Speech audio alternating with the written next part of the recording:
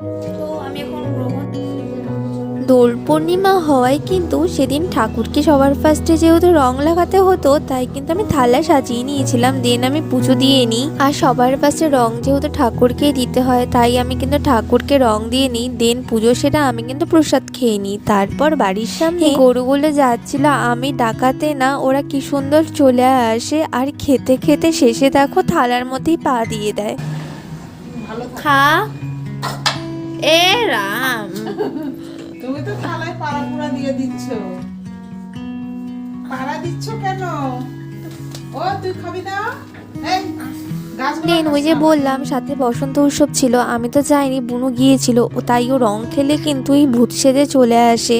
আর সেদিন কিন্তু সাথে গ্রহণও ছিল, তাই আমরা কিন্তু সবাই তাড়াতাড়ি খাওয়া দাওয়া সেরে নিয়েছিলাম। আর আমি বিকেলের দিকে যখন একটু অন্ধকার হয়, গ্রহণ দেখার জন্য ওই যে এক্স রে টেপ নিয়ে এসেছি। আমি জানি না